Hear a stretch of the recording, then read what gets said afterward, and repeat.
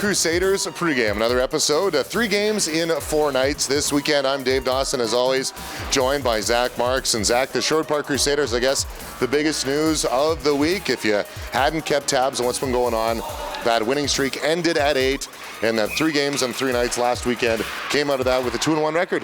Yeah, I lost to Okotoks on the Saturday night. I'd say disappointing for the Crusaders. Close one in Okotoks, but they followed up with a romp over Olds, and they returned to the friendly confines of the Sherwood Park Arena. They have yet to lose here, so that's what the team wants at home, right? So. And the first time we've been here, and it feels like a month, like almost 3 weeks, I think, is the first time. Yeah, give or take. It was you had the showcase that took them out of town for the weekend, and then they had their 3-game road trip. So I think it was the Fort McMurray game was the last time. Fort Mac was the last time. All right, it's the last time for home game, and the first time back. 4-1 in that game. 4 special teams goals, 2 of them shorthanded, 2 of them on the power play. One of those goals on the power play will be our guest today, Michael Benning. We'll catch up with him in a little bit. So. Zach, you got a good look at that Fort McMurray team that night. 101 penalty minutes in that game. How would you summarize just what you saw at Fort McMurray that Saturday night? They play a tough style of hockey. As you said, over 100 penalty minutes, and it was just like what we saw in the playoff series last season. Not so much run and gun the way the Crusaders prefer to play, but they're going to pin you to the boards. They're going to make you earn every inch of ice that you can gain. And to come away with a 4-1 win was very impressive. Showed the Crusaders resolve and showed that they can play the rough style, but they definitely prefer the run and gun. Jonathan Asayag leads the way for the Fort McMurray Oil Barons in points. They played in the U.S. high school and the prep school last year, as well as Michael Hodge, who was in the BCHL. And they picked up Kyle Powell, a perfect name for a player who's playing in Fort McMurray, who already plays with a little bit of iron, guy by the name of Kyle Powell. And Zach, I guess not the start Fort McMurray was expecting to the season, 3-5-1. Well, they did split the weekend with Spruce Grove last weekend, and Evan Fredette between the pipes. They picked him up this year. Him and Chris Kerbin, fantastic between the pipes for the Fort McMurray Oil Barons. Well, let's switch gears to the Sherwood Park Crusaders. And I know that top line again, accolades aplenty with Arjun Atwal Player of the Month, Michael Benning, Defensive Player of the Week in the AJHL. Things continue to get better and better for Sherwood Park. Yeah, Benning will join us a little bit later on in the show, and you mentioned earlier he had one of the power play goals, and if you go back and watch that clip, Brendan Escott and I were just in awe of the power play setup they ran there. It was very clear that it was a set play, and hats off to whoever drew that up. The special teams has shown that they work hard in practice as it goes on behind us, but they look off to the start they wanted. They're going to look to continue that this weekend. Special team is always a big factor. Is that blemish now on the special teams as well? A couple power play goals last weekend against Okotoks. So no longer perfect there, but always a perfect time to get down to the rink at the SPO. And Fort McMurray's in town, and Mike Benning has had some kind of start to the 2019-20 campaign. We'll talk all about that with him right now as Crusaders pregame continues.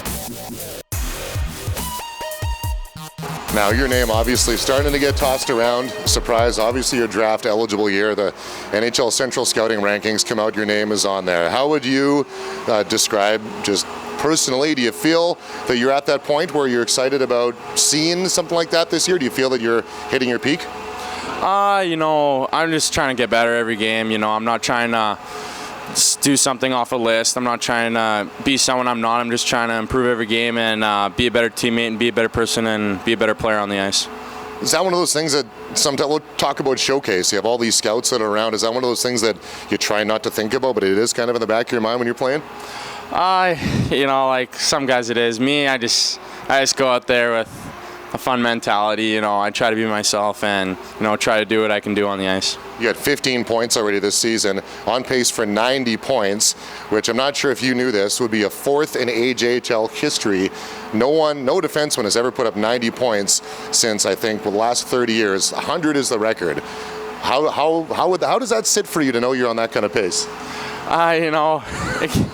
Saying it now, I didn't think about it, but it sounds pretty good. But, I'm just trying to, improving either points-wise or playing-wise, defensive-wise. I'm just glad to be on a winning team. Good group of guys help me along with it. So, yeah, it's fun.